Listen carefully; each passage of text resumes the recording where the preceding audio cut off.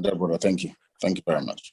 Before he speaks, I'd like to seize the opportunity to welcome our son, our beloved son, Mazi Nnamdi Kanu. I'm doing this on behalf of the World Igbo Congress and all lovers of Biafra land. We welcome you to this session, and we look forward to what you have to say to us. May God continue to bless you. Nnamdi Kanu, please. Thank you very much. Thank you very, very much, Professor Joko. The man I acknowledge as, in my opinion, the Igbo leader we have right now, not just in the diaspora, but also back home as well. I want to commend the World Igbo Congress for the very stellar work they've been doing, and also to thank my dear brother Mazi, who is there, and my very dear brother Dele also. I've been following these proceedings intermittently for the past 4.5 hours or thereabout. I've been caught up in a few things. As you can imagine, a lot is happening back home. But there is something that this year's event has brought to light. It is the camaraderie and unity of purpose amongst the people of the South, and to an extent, those of us in the Middle Belt as well. And we must continue on this very plane until we all get what we are asking for. I have not come across any individual who is against freedom. Therefore, what we are asking for as a result of this very important occasion is that we must move forward together as one people, as an indivisible force, in order for us to demand what rightfully belongs to us, which is freedom. Today is a very critical day in the history of our people.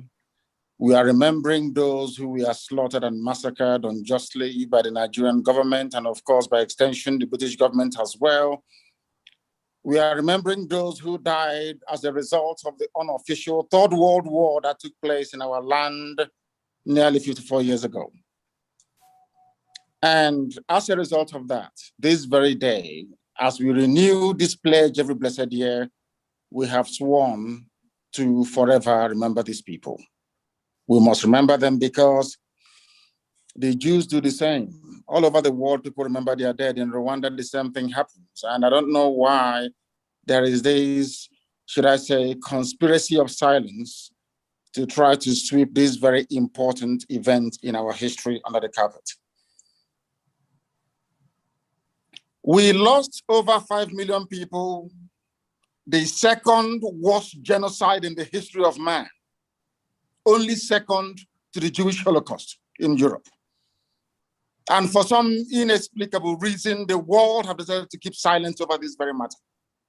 But we are not going to keep silent, not at all. Not now, not tomorrow, not ever. We are going to vigorously and relentlessly pursue this very effort to recognize the genocide that was committed against Biafran people, without apologies to anyone. It is a very good thing that before we came on air, I think the Ebonyi State government have now rescinded the threats they issued to all those who were intending to stay at home tomorrow. That is also commendable. It is not very often that I commend people, but I must say that I also commend Governor Willie Obiano, which I don't do very often, for the very critical work that he did today by laying a wreath at the cenotaph that he built for those that fell, for those that made it possible for us to remain alive this very day. I must say this to our people, those who are living, that it is because of the sacrifice of those brave men and women that is the singular reason why we are not suffering the same fate as those of them from the Middle Belt, and to a very limited extent, those of our brothers and brethren from Ududuwa Republic. Why am I saying this? It is only in our land today that we do not have any significant presence of Fulani terrorist organizations in our bushes or in our forests. And why is that the case?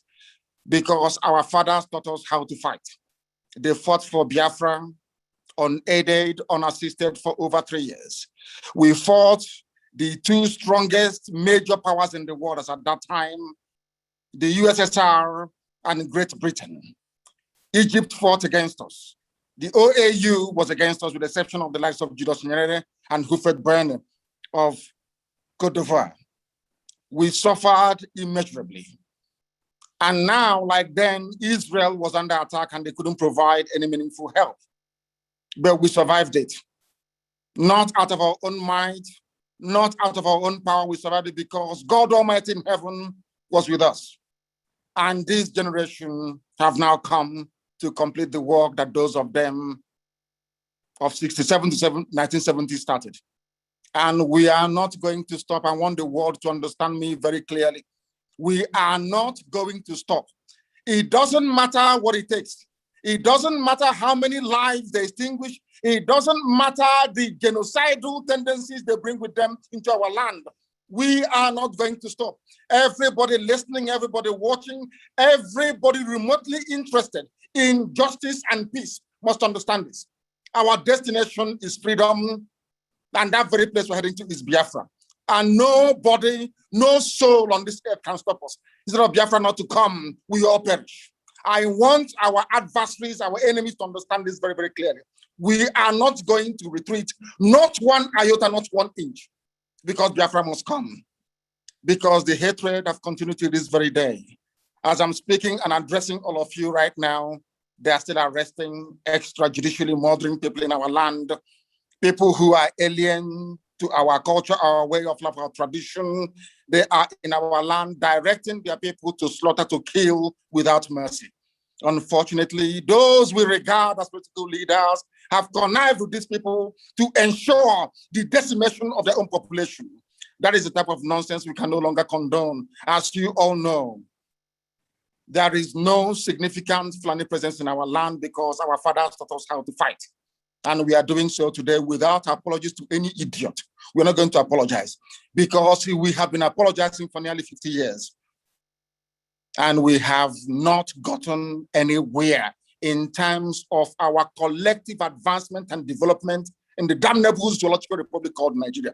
That is why we must continue what we're doing. And that is why anybody who is remotely interested in the affairs of our people must understand this, that we are determined, doubly determined. 50 years, or should I say 54 years is a very long time, and 51 years since the end of the war. But now that we have come, or should I say now that God Almighty in heaven has determined that we should come, we are not going to relent. We are not going to do anything whatsoever to jeopardize the sanctity and the holiness of this very mission. We love our people. We love every ethnic nationality that makes up Nigeria as it is presently constituted. We have no hatred towards anybody. We love peace. We love life. We love the progress of other people. But we are in a country where people hate us for no reason, where people despise us for no reason, and we can no longer go on apologizing. And Nigeria as a state, the entire Africa as a continent must acknowledge. The same way they acknowledge the genocide in Rwanda, they must rise up to acknowledge the genocide in Biafra land, or else there will be no peace nor development in the whole of Africa. And I'm not saying it apologetically. I am stating a fact that ought to be forcefully demanded for. And Biafra itself must be restored for those who have come before us, for their sacrifice, for their courage, for their gallantry and their bravery. It is a very good thing today that one of the co-hosts here is our brother Dele, a man that I cherish and I appreciate very much. And also the very excellent work that Mazi is doing. But let us make this thing very, very clear.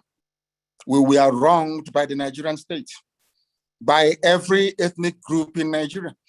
I know that my good friend and brother, Obadiah Mailafia, rang me and apologized a while ago for the role that they played in the massacre of Biafran people, the role that they played in aiding and abating a very unlawful invasion of Biafra land, because all Ojukwu asked for was restructuring. The same thing we're arguing for today.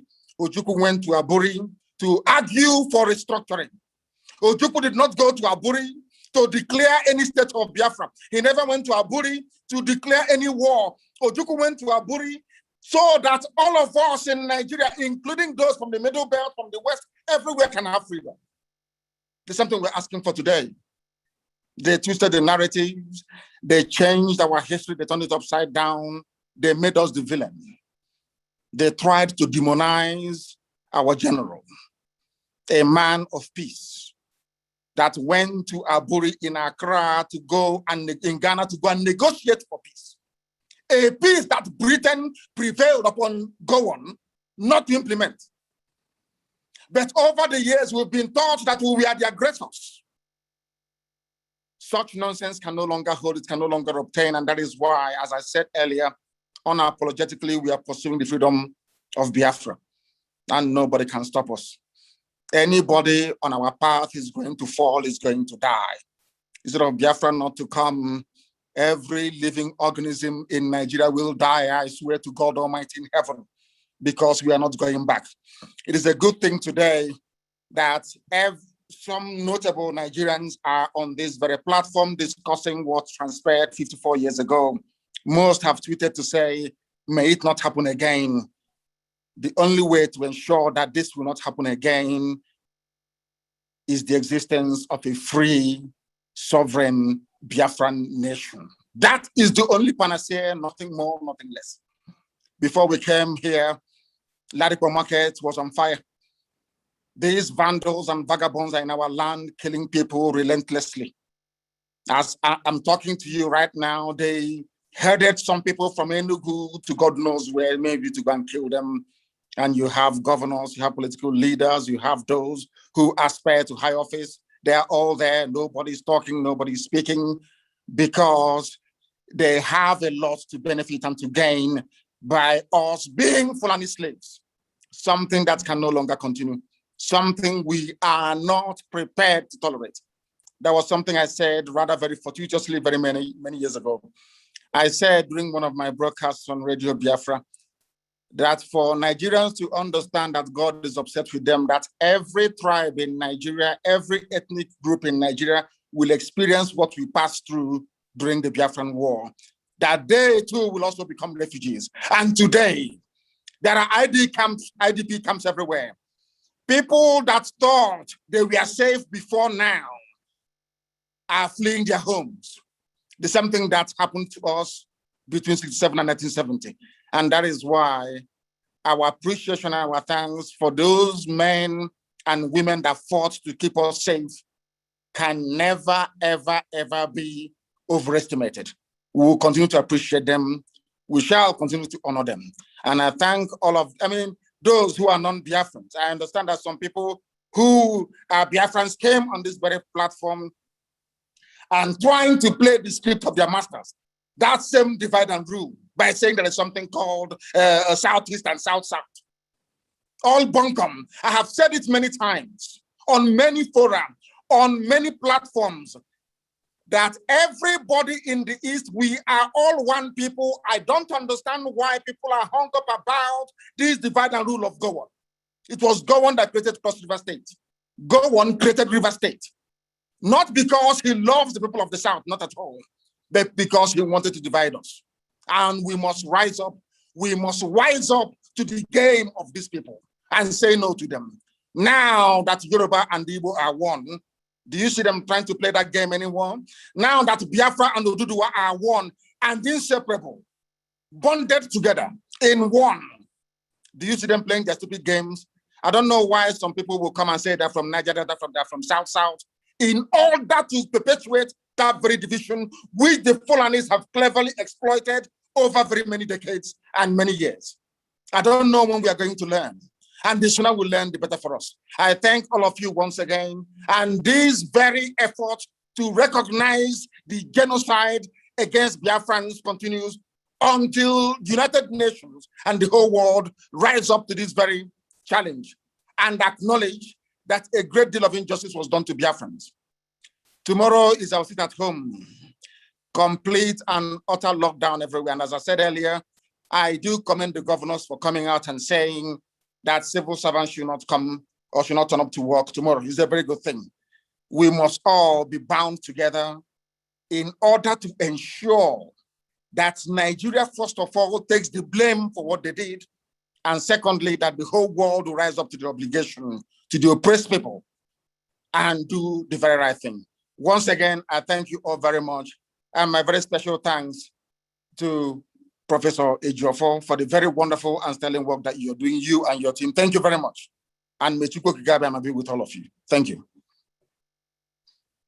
Man, thank you very much. I think, please, host, can you quickly unmute Chief Dele, please? Prof, I think you wanted to say something. Sorry, yeah. Prof, go ahead. Continue and unmute Dele, but I want to call some of our officers to be able to say thank you to Njenje Bo Nnamdi. At this point, I think I'd like to call Dr. Innocent Okabam and Dr. Celine Piri. Okabam is the chairman of our Economic Development Committee. And Dr. Piri is the Assistant Secretary General of World Igbo Congress.